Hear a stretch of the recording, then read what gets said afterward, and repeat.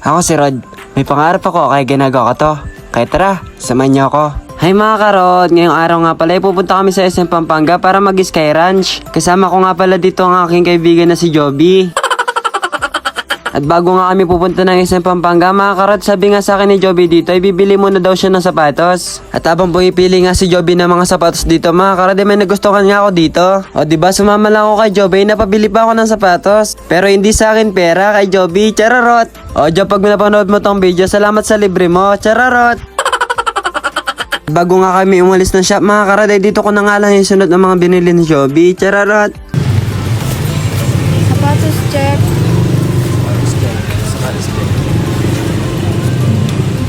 At pagkatapos ko nga makapili ng sapatos sa si Joby, wala pa rin napili kaya sa GT7 na lang kami bibili. Napaka-arte nga ng babae na to, kala mo maganda, chararot.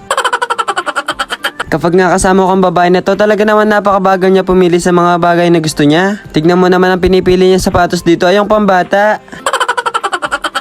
At paglipas nga ng ilang minuto, ito nga napili ko para sa kanya. Ang napili ko nga sapatos para sa kanya ay nagustuhan niya naman. At pagkatapos nga namin kumuha ng sapatos na isusuot niya, ay kumuha naman kami dito ng medyas. Pagkatapos nga namin pumili ng sapatos at kumuha ng medyas, ay pumili na din siya dito sa counter. At habang nagbabayad nga siya dito, mga karada, hindi niya alam, may nilagay din akong bag doon. Chararot lang mga karad, alam niya talaga na may nilagay ako yung bag doon para may magamit ako sa SM. Pagkatapos nga magbayad ni Joby, lumabas na din kami dito sa GT7.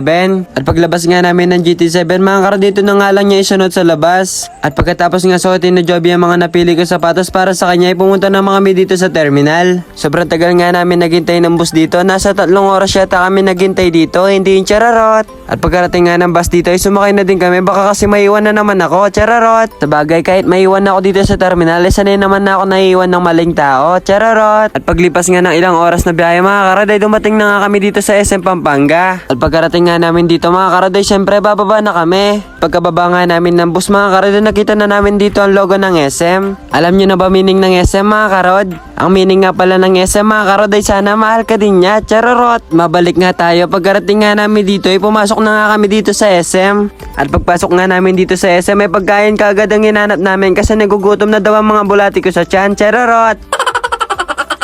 Ang inorder nga namin dito, carbonara, pizza at manok at madami pang iba. Sobrang dami nga, hindi na kinaya ng aming bulsa, chararot. At pagkarating nga ng order namin, mga karaday, kumain na din ako. Ito nga pizza ang una kong kinain dito kasi mukha siyang masarap. Di nga ako nagkamali sa inakala ko, talaga naman napakasarap nito. Pagkatapos nga namin kinain lahat ng mga inorder namin, ay pupunta naman kami dito sa Sky Ranch. Pagpunta nga namin dito, ay bumili kagad kami ng ticket. Binili nga namin ticket dito ay para sa Vikings. Napakaaba nga ng pila dito sa Vikings, halos 2 oras yata kami naghintay dito. Nakalipas nga ng halos 2 oras na paghihintay, nakasakay na din kami. Buti na nga lang nakasakay pa kami dito, baka kasi pag hindi pa kami nakasakay dito ay panigurado wala na kaming sasakyan pag uwi. At pagkasakay nga namin dito sa Vikings, ay pinandar na kaagad ni kuya ito. Okay, kaya? Patawag ka kami.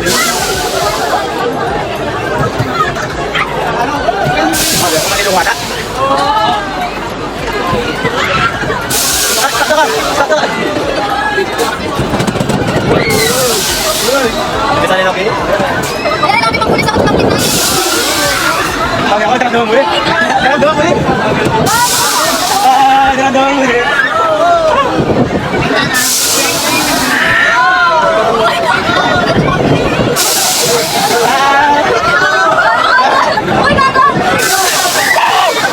Wala pa daw.